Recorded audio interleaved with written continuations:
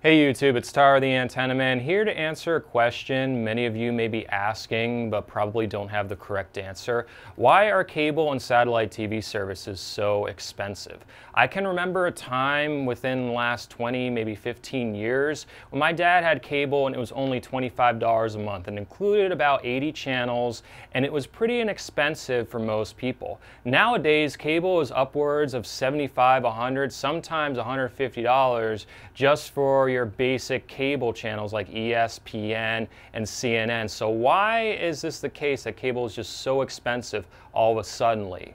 Most of you are probably thinking this, that cable and satellite companies are very big companies that are just taking advantage of people, jacking up their rates, because what else are you going to do? Go to an antenna? You can't get ESPN on an antenna. That's not really the case. And for me to explain why cable is so expensive, I'm going to explain how a cable system works. Let's say there's a cable system that offers 50 channels on the lineup, and each of the companies that owns the individual channel is paid 50 cents per subscriber of the cable service. That would make the average cable bill about $25 a month, not including other fees, but let's just say for demonstration purposes it's $25 a month in this scenario. Now imagine a scenario where the owner of maybe 2 or 3 of the networks on your cable system decides, hey, instead of charging 50 cents per subscriber, our channels are pretty valuable. Let's take Disney, ESPN, ABC, for example. We're now going to charge $1 per subscriber. That would change the bill from roughly $25 $28 a month. And most of you are probably saying, that's not a big deal. Why is cable so expensive now? Well, the scale has completely changed in terms of the owners of these TV stations. Over the past 2 decades, what used to be smaller, independently owned TV networks by maybe several dozen networks has gone down to about 4 or 5 main media companies that control roughly 90% of the TV that we see. Keep in mind that this graphic was created prior to Disney purchasing 21st Century Fox, so most of the networks in the upper left corner are now owned by Disney. When a company owns a dozen or more TV networks, they have a lot more leveraging power in terms of how much money they can pull out of the cable and satellite system. So let's take Viacom, for example. If they own 12 networks on your cable or satellite service and they want to jack up the rates by $1 per subscriber, most likely the cable company is going to give into that because they don't want to lose 12 channels and then have a whole bunch of subscribers complain that the channels aren't on the lineup anymore.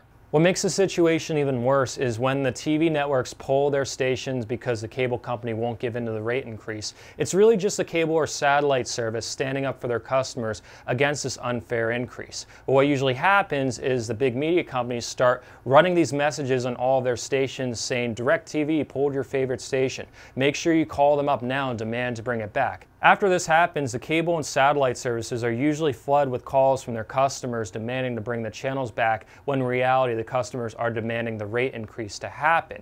So then they end up bringing the channels back and the rate increase is passed on to the customer. Even if you don't see a network pulled from your cable lineup, it doesn't mean that these retransmission increases aren't happening. Take ESPN, for example. Back in 2011, they charged about $4 per subscriber to be on a cable lineup. They now charge about $9 per subscriber. Cable and satellite services have virtually no negotiating power when it comes to the fees that these big media companies charge for the very popular channels such as ESPN. These channels are so popular that there's no way that they could get in any kind of dispute with the owner and risk possibly losing ESPN for a few days and a bunch of their subscribers dropping them for an alternative. Some of you are probably saying, why doesn't my cable company just allow me an a la carte option to purchase just ABC, NBC, CBS, and ESPN? Those are the only channels I watch. Why can't they do that? Again, it goes back to the big media companies that own dozens of networks. Most times they require the cable or satellite service to carry all of their major cable networks on a single tier and not break them up, so that way they get the most money per subscriber. Some exceptions are made for a la carte options such as local channels. For example, Disney owns and operates several ABC stations across the country in larger markets, and they're okay with the cable company having them just on a basic local only tier. But if someone wanted ABC, NBC, CBS, and ESPN, Disney would require that they also get ABC Family, A&E, FX, all of the networks that they own.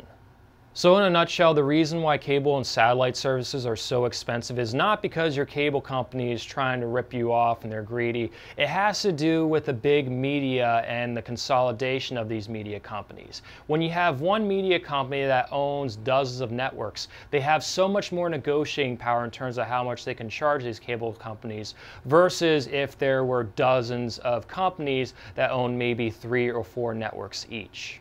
The madness is not going to stop anytime soon either. The cost of cable and satellite services is going to continue to go up as the years go on because these big media companies are just going to continue to jack up the rates, and the cable companies will have no choice but to pass it on to the consumer. If you're sick and tired of paying into this broken system that requires you to pay for all of these channels that you don't watch, do something about it. Cut the cord and get a decent antenna to get your local channels, and then supplement some of those cable channels that you watch through a package like Sling TV, YouTube TV, or Philo TV. Those over-the-top services start at just $20 a month, and they use your home's internet service to stream these channels directly to your TV using a set-top box like a Roku, Fire Stick, and if you have a smart TV, you don't even have to purchase one of them.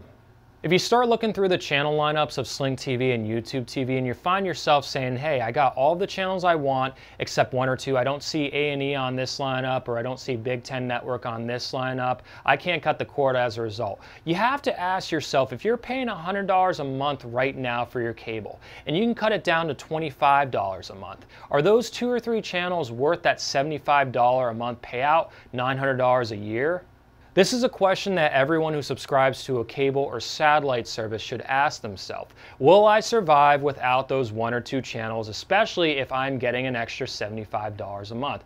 And the answer is yes, you will survive. At first you might say, oh, I'm missing 16 and Pregnant or whatever show you tune into on a weekly basis. Most of them are available on Hulu or Netflix anyway, but you'll discover the savings are completely worth it. People, stop throwing away your hard-earned money to big media companies that don't deserve it. Cut the cord. It's one of the best things you can do. I cannot tell you how happy people are when they see their bill go from $100 to $25 a month. They have more money, they have more free time, and they end up spending less time in front of a screen and living their lives to the fullest, as should you. Make sure you check out my other videos. I have plenty of them on cutting the cord, over-the-top TV services, and antennas, including on how you can get the most TV channels from an antenna. You pay one time for the antenna and you get a lifetime of free TV. Subscribe to my channel for updates and have an awesome day.